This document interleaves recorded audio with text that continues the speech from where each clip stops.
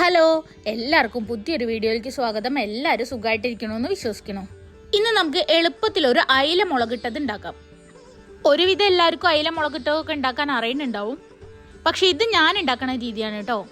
കുറച്ച് തിരക്കുള്ള ദിവസങ്ങളിലോ അല്ലെങ്കിൽ എന്തെങ്കിലും മടിയായിട്ടിരിക്കുന്ന ദിവസങ്ങളിലൊക്കെ ഞാൻ ഇങ്ങനെയാണ് മീൻകറി ഉണ്ടാക്കാറ്. ഇതാവുമ്പോൾ അധികം പണിയില്ല, പെട്ടെന്ന് തന്നെ കഴിയുകയും ചെയ്യും. എന്നാലോ നല്ല ടേസ്റ്റ് ഉള്ള ഒരു കറിയാണ്. ഒരുവിധം എല്ലാ മീൻ വെച്ചിട്ട് ഈ കറി ഉണ്ടാക്കാമെങ്കിലും അയിലയും മത്തിയും വെച്ചിട്ട് ഉണ്ടാക്കുമ്പോഴാണ് കൂടുതൽ ടേസ്റ്റ്. അപ്പം ഞാൻ എങ്ങനെയാണ് ഇന്ന് ഈ അയില മുളകിട്ടത് ഉണ്ടാക്കിയതെന്നുള്ളത് നമുക്കൊന്ന് നോക്കാം. അതിന് വേണ്ടിയിട്ട് ഞാൻ ഇന്നിവിടെ ഒരു 3 വലിയ അയില എടുത്തിട്ടുണ്ട്. ഇത് ഏകദേശം 1 കിലോയുടെ മുകളിലുണ്ട്. ഇത് മുഴുവനൊന്നും നമ്മൾ കറി വെക്കണില്ല, ഇതിന്ന് കുറച്ചെടുത്തിട്ട് പൊരിക്കുകയും കൂടെ വേണം. ഇതൊട്ടും പഴകിയിട്ടൊന്നുമില്ല കേട്ടോ, നല്ല ഫ്രഷ് അയിലയാണ്. ഇനി ഇതൊന്ന് വെട്ടി ക്ലീൻ ആക്കി എടുക്കാം. ഇപ്പം അയില ഇവിടെ നന്നായി വെട്ടി ക്ലീൻ ആക്കി വെച്ചിട്ടുണ്ട്. ആ അയില മുഴുവനായിട്ട് ഞാൻ എടുത്തിട്ടില്ല, കുറച്ച് അവിടെ മാറ്റി വെച്ചിട്ടുണ്ട് പൊരിച്ചെടുക്കാൻ വേണ്ടിയിട്ട്. മീൻകറിക്ക് വേണ്ടിയിട്ട് ഞാനിവിടെ ഒരു വലിയ സൈസ് സവോള ഇതുപോലെ അരിഞ്ഞെടുത്തിട്ടുണ്ട്. ചെറിയ ഉള്ളിയാണെങ്കിൽ ഒന്നും കൂടെ ടേസ്റ്റ് ഉണ്ടാവും. ഞാൻ എളുപ്പത്തിന് വേണ്ടിയിട്ടാണ് സവോള എടുത്തിട്ടുള്ളത്. പിന്നെ ഇഞ്ചിയും പച്ചമുളകും ചതച്ചെടുത്തിട്ടുണ്ട്. അതുപോലെ തന്നെ ഒരു 4 പച്ചമുളക് നീളത്തിൽ കീറിയെടുത്തിട്ടുണ്ട്. ഒരു മീഡിയം സൈസ് തക്കാളി ഇതുപോലെ അരിഞ്ഞു വെച്ചിട്ടുണ്ട്. കഴുകി വൃത്തിയാക്കി വെച്ചിട്ടുള്ള ഒരു തണ്ട് കറിവേപ്പിൻ്റെ ഇലയും കൂടെ എടുത്തിട്ടുണ്ട്. ഇനി ഇതിലേക്ക് ഒരു ചെറുനാരങ്ങ സൈസിലുള്ള പുളി വേണം. ആ പുളി ഞാനിവിടെ വെള്ളത്തിലിട്ട് വെച്ചിട്ടുണ്ട്. ഇനി നമുക്കൊരു മൺചട്ടി എടുത്തിട്ട് അതിലേക്ക് ഈ അരിഞ്ഞു വെച്ചിട്ടുള്ള സവോള, തക്കാളി, പച്ചമുളക്, കറിവേപ്പിൻ്റെ ഇല, ഇഞ്ചി, വെളുത്തുള്ളി ഇതെല്ലാം കൂടെ ഇടാം. ഇതിലേക്ക് ഒരു 1.5 ടീസ്പൂൺ ഉപ്പ് ചേർക്കാം. ഈ ഉപ്പ് കുറവായി തോന്നുകയാണെങ്കിൽ നമുക്ക് പിന്നീട് ചേർക്കാം. ഇനി 1 ടീസ്പൂൺ മഞ്ഞൾപ്പൊടി, 1.5 ടേബിൾ സ്പൂൺ മുളക് പൊടി, 3/4 ടീസ്പൂൺ മല്ലിപ്പൊടി ഞാൻ ഈ കറിയിൽ വളരെ കുറച്ച് മാത്രമേ ചേർക്കണുള്ളൂ. ഇനി ഒരു 3/4 ടീസ്പൂൺ വറുത്ത് പൊടിച്ച ഉലുവ, ഒരു 3/4 ടീസ്പൂണോളം കുരുമുളക് പൊടി. ഇനി ഇതിലേക്ക് 1 ടീസ്പൂൺ വെളിച്ചെണ്ണയും കൂടെ ചേർക്കാം. ഇനി നമുക്ക് കൈ വെച്ചിട്ട് തന്നെ ഇത് നന്നായി ഞെരടി മിക്സ് ആക്കിയിട്ട് എടുക്കാം. കൈയൊക്കെ നല്ല സോപ്പിട്ട് കഴുകി വൃത്തിയാക്കാൻ ശ്രദ്ധിക്കണേ.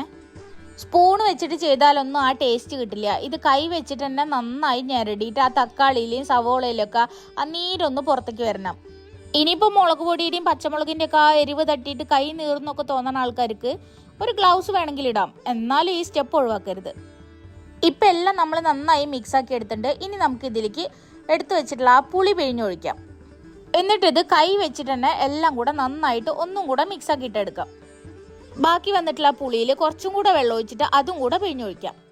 ഇനി നമുക്കിത് അടുപ്പത്ത് വെച്ചിട്ട് നന്നായി തിളപ്പിച്ചിട്ട് എടുക്കണം. ഇപ്പം നമ്മളെ കറി ഇവിടെ നന്നായി തിളയ്ക്കാൻ തുടങ്ങിയിട്ടുണ്ട്.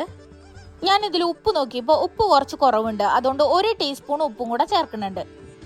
ഇനി ഈ കറിയിലേക്ക് നമുക്ക് കഴുകി വൃത്തിയാക്കി വെച്ചിട്ടുള്ള അയില കഷ്ണങ്ങൾ ഓരോന്നോരോന്നായിട്ട് ചേർത്ത് കൊടുക്കാം. ഈ മീൻകറിയൊക്കെ തലേ ദിവസം വെച്ചിട്ട് പിറ്റേ ദിവസം കഴിക്കണം, അപ്പോഴാണ് കൂടുതൽ ടേസ്റ്റ്. ഇവിടെ എൻ്റെ റോസും ഈ മീൻകറി നല്ല ഇഷ്ടമാണ്. ചപ്പാത്തിക്കും പൊറോട്ടയ്ക്കും വരെ ഈ മീൻകറി കൂട്ടിയിട്ട് കഴിക്കുക.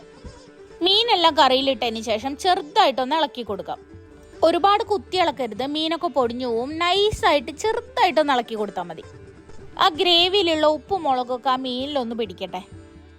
ഇനി ഇതിവിടെ ഇരുന്നിട്ട് നന്നായിട്ടൊന്ന് തിളച്ച് വറ്റണം. ആ മീനൊക്കെ നന്നായി വെന്ത് ഉപ്പും പുളിയൊക്കെ ആ മീനിലൊക്കെ ഒന്ന് പിടിക്കട്ടെ. ഇപ്പം കറി ഇവിടെ നന്നായി തിളച്ച് വന്നിട്ട് ഇത് നമുക്ക് ചെറുതായിട്ടൊന്ന് ചുറ്റിച്ചു കൊടുക്കാം. മീൻ വെന്തുണ്ടെങ്കിൽ അത് സ്പൂൺ ഇട്ട് ഇളക്കുമ്പോൾ ഉടഞ്ഞു പോവും. അതുകൊണ്ട് ഇടയ്ക്കിടയ്ക്ക് ഇങ്ങനെ ഒന്ന് ചുറ്റിച്ചു കൊടുത്താൽ മതി.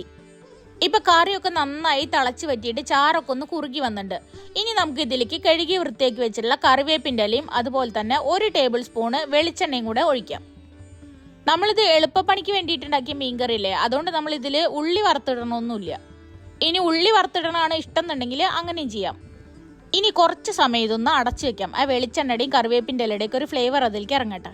കുറച്ച് സമയം കഴിഞ്ഞിട്ട് തുറന്ന് നോക്കുമ്പോൾ അടിപൊളി ടേസ്റ്റുള്ള മീൻകറി ഇവിടെ റെഡി ആയിട്ടുണ്ട്. ഈ കറി ചോറിനും പൊറോട്ടയ്ക്കും ചപ്പാത്തിക്കും ദോശയ്ക്കും കപ്പ പുഴുങ്ങിയതിനും ഒക്കെ അടിപൊളി കോമ്പിനേഷനാണ്. അപ്പോൾ എല്ലാവരും ഒന്ന് ട്രൈ ചെയ്ത് നോക്കിയിട്ട് ഫീഡ്ബാക്ക് പറയണേ. വീഡിയോ ഇഷ്ടപ്പെട്ടിട്ടുണ്ടെങ്കിൽ ലൈക്ക് ചെയ്യാനും ഷെയർ ചെയ്യാനും കമൻറ്റ് ചെയ്യാനും സബ്സ്ക്രൈബ് ചെയ്തിട്ട് സപ്പോർട്ട് ചെയ്യാനും മറക്കരുത്. അപ്പോൾ ഇനി പുതിയൊരു വീഡിയോയിൽ വീണ്ടും കാണുന്നവരെ ബൈ.